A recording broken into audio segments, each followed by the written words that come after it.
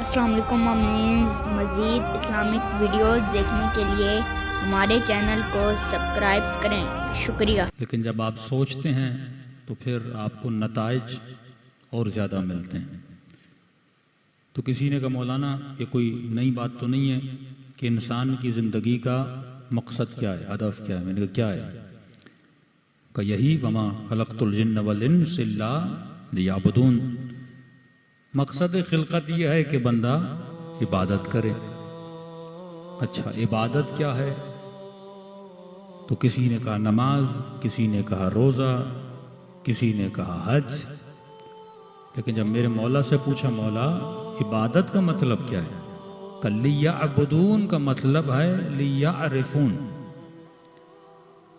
خلقت کا مقصد یہ ہے تو اللہ کی معرفت حاصل کرے۔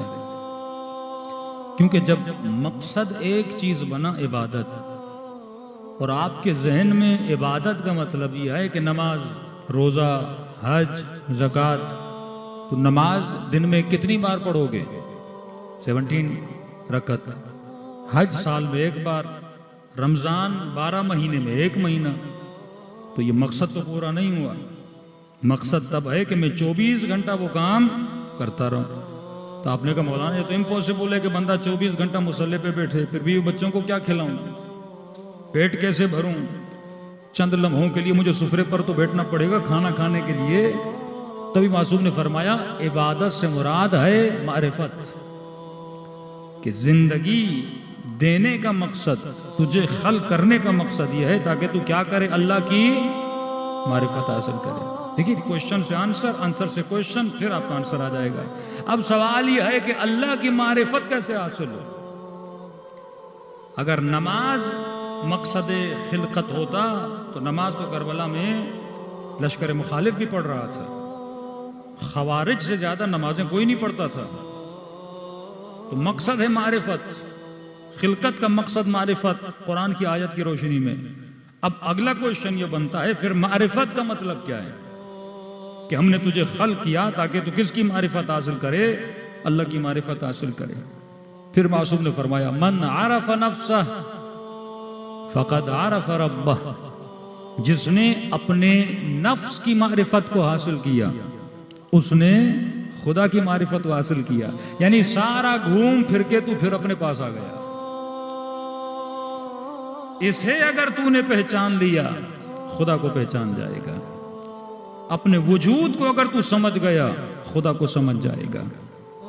اللہ نہ مکے میں ہے نہ مدینے میں ہے، نحن اقرب الی من حبل الورید، وہ تیرے وجود کے اندر ہے اگر تو اسے محسوس کرے۔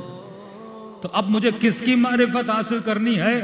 اپنی معرفت حاصل کرنی ہے۔ کہ مولا علی کا وہ مشہور جملہ کہ تمہارے اندر وفیک عالم الاکبر، تمہارے وجود میں کائنات ہے، جو کائنات تجھے مل جائے تجھے پروردگار عالم بھی مل جائے گا۔ تو خلقت کا مقصد عبادت، عبادت کا مطلب معرفت۔ معرفت کیسے ملے گی؟ جب تک خود کو نہیں پہچانو گے تب تک اللہ کی معرفت نہیں ملے گی۔ پھر ہم نے ایک سوال کھڑا کیا، اگر مجھے خود کو ہی پہچاننا ہے تو مجھے پتا تو ہو میں ہوں کون، میں چیز کیا ہوں۔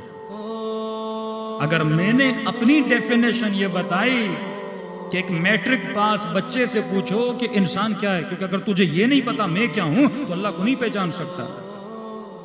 تو کوئی کہتا میں ڈاکٹر ہوں، ڈاکٹر صاحب السلام علیکم، انجینئر صاحب السلام علیکم، یہ تو تیرا اسٹیٹس ہے، تو نہیں ہے۔ اگر میں نے خود کو یہ لباس سمجھا، اگر میں نے خود کو اپنا بدن سمجھا، اگر تو گاڑی ہے، اگر تو گھر ہے، تو پھر مرنے کے بعد یہ سارے اسٹیٹس تجھ سے چھین کیوں لیے جاتے ہیں؟ پھر قبر میں مردے کو ہلا ہلا کے یہ بھی نہیں بولا جاتا ڈاکٹر صاحب سن لیجئے، وہاں اسٹیٹس ختم، وہاں علامہ، مولانا، ڈاکٹر صاحب یہ سارے اسٹیٹس چھین لیے جاتے ہیں۔ وہاں ایک ہی اسٹیٹس بچ جاتا ہے، اس کا نام ہے عبد، عبدہ ورسولہ۔ تشہد میں کیا پڑھتے ہو؟ عبدہ ورسولہ، کہ پہلے تو عبد ہے، بعد میں تو رسول ہے، بعد میں تو محمد ہے۔ پہلے بندہ ہے، اس کے بعد سارے اسٹیٹس آتے ہیں. تیرا سب سے عظیم ترین اسٹیٹس جس پہ تو فخر کر سکتا ہے وہ عبدیت ہے. اگر تو عبد ہے تو تو نے خلقت کے مقصد کو کیا کیا؟ پورا کیا. تو اگر اس جوان کو یہ پتہ ہی نہیں کہ انسان کی ڈیفینیشن کیا ہے، انسان ہوتا کون ہے، یہیں سے ہم بیسک غلطی کرتے ہیں کیونکہ ہم خود کو نہیں جانتے. ہم یہ سمجھتے تمام مرحومین کے ایصال ثواب کے لیے سورہ فاتحہ کی اپیل. شکریہ.